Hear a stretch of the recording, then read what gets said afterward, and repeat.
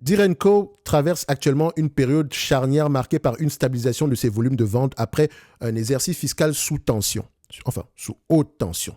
Pour appréhender correctement la trajectoire de cette valeur industrielle, il est nécessaire de se pencher sur les fondamentaux agricoles qui dictent sa performance économique. Et ça tombe bien, pour ceux qui sont dans le Top Premium Infinity, on va parler de l'analyse sectorielle dans ce segment-ci au courant de ce week-end. Enfin, quand je dis on va parler, vous aurez cette analyse sectorielle-là. Donc, l'entreprise subit directement les conséquences d'une détérioration de l'économie agricole mondiale. L'abondance des récoltes a entraîné une chute des prix des matières premières, ce qui réduit mécaniquement le revenu disponible des exploitants. Cette contraction budgétaire chez les clients finaux modifie la structure même de la rentabilité du groupe. Ceci n'est qu'une première partie de l'analyse, de la note d'analyse que vous pouvez retrouver dans le groupe School en premier commentaire épinglé. Pour ceux qui veulent aller plus loin, qui sont intéressés par John Deere, allez-y regarder.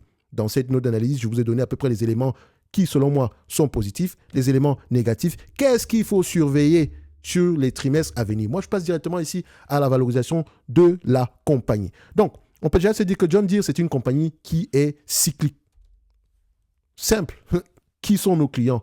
On en a parlé tantôt tout à l'heure. Maintenant, quand je vais analyser cette compagnie, le revenu, je vais avoir tendance à voir ce genre de choses. Ça ne me dérange pas plus que ça. OK? Ce que je vois ici à peu près, c'est de la stabilité. D'accord? Même si c'est en zigzag, mais qu'on ait une certaine croissance de manière générale. OK? Maintenant, les marges brutes, c'est le premier niveau de pricing power. Je veux quelque chose de stable dans le temps. Et ça, je dis bien ça, ce que vous voyez présentement, c'est la caractéristique d'une entreprise qualitative dans ce secteur. Je n'ai même pas besoin d'aller regarder le ROIC, je ne sais pas quoi. C'est important, hein, mais les marges, pour moi, me donnent beaucoup d'informations. Et quand je vois une marge brute d'abord stable, avant même d'être croissante, j'aime ça. Mais maintenant, n'oubliez pas qu'il y a des cycles ici. Là, on gagne peut-être beaucoup d'argent, mais on pourrait revenir à une certaine moyenne, mais je veux déjà qu'il y ait une certaine stabilité sur une compagnie cyclique. Ensuite, on va regarder ici les marges nettes qui vont également dans le même sens. Mais n'oubliez pas que ça reste une compagnie financière d'un côté. Il y a un segment ici d'activité qui consiste à financer les clients, etc. Donc, les free cash flow ne sont peut-être pas adéquats pour analyser cette compagnie-là. Ça, c'est mon avis. Ce qui veut dire que je ne vais pas prendre les free cash flow en conséquence. Je vais plutôt prendre... Je sais qu'elle peut avoir des free cash flow équivalents aux bénéfices nets ici. C'est une entreprise qui a tendance à se négocier à combien de fois les bénéfices nets? Le marché paye une quinzaine de fois les bénéfices nets. En termes de cash flow opérationnel, c'est une entreprise qui a tendance à se négocier à combien de fois les cash flows opérationnels. On va regarder ça, tac, boum. Malheureusement, ici, je n'ai pas les cash flows opérationnels sur les next 12 months. Donc, on va les prendre comme ça. Donc, une dizaine de fois les cash flows opérationnels sur les 10 dernières années. J'ai bien dit une dizaine de fois. Enfin, sur les 20 dernières années, on est à peu près à 15. Sur toute la période ici, on est à peu près à 10. Je prendrai 10, pas 15. Et maintenant, la dette de cette compagnie, si vous l'utilisez sur les agrégateurs, vous allez voir à peu près 57. Je pense que la dette nette est un peu moins élevée que ça. Parce que c'est une compagnie qui prête également de l'argent à ses clients. Donc, est-ce qu'on considère les comptes recevables comme du quasi-cash ou bien comme étant des charges? Ça dépend.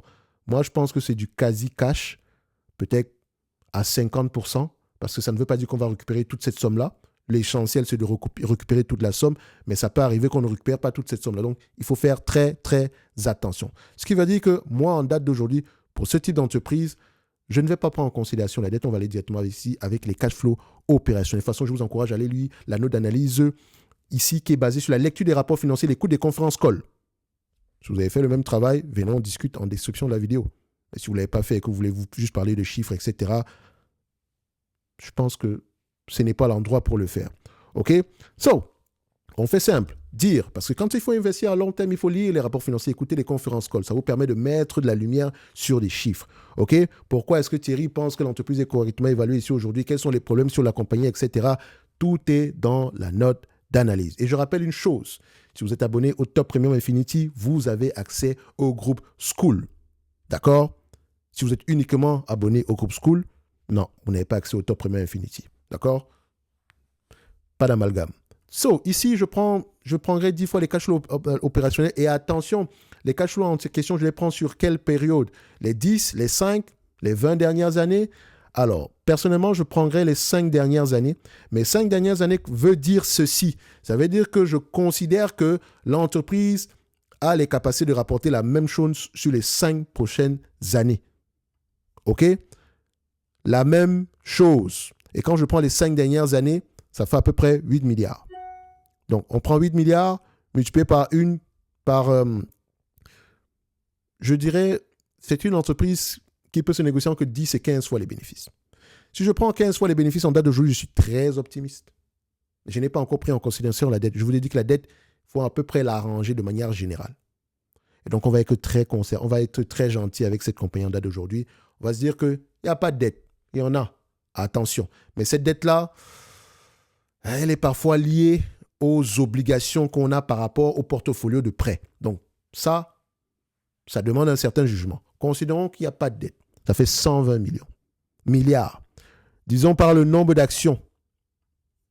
Ici, ça fait 270 parce que j'ai vérifié avant.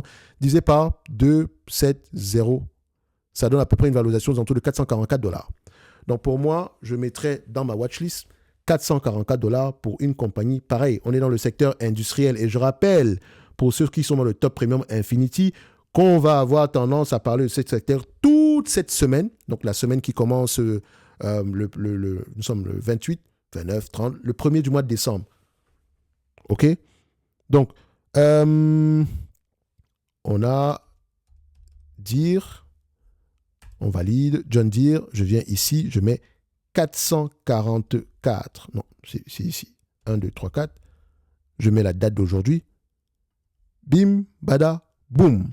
Toutes les autres informations se trouvent en description de la vidéo, en premier commentaire épinglé pour ceux qui veulent aller plus loin. Oh, le dividende, vous voulez qu'on en parle? Elle a les moyens de payer ce dividende-là. OK? Elle a les moyens de le payer tout simplement parce que, enfin, ne regardez pas les free cash flow, prenez les bénéfices nets ajustés de cette compagnie. D'accord? Donc, on peut constater ici qu'on est en période, les bénéfices sont en berne cette année, tout simplement parce que cette période était exceptionnelle. Donc, on s'attend à peu près aux alentours de $7 par action de dividende. Il y a de grandes chances qu'elle ait les moyens de payer ce dividende-là. Parce qu'en réalité, elle peut payer elle pourrait payer un dividende aux alentours des $18 par action. C'est possible.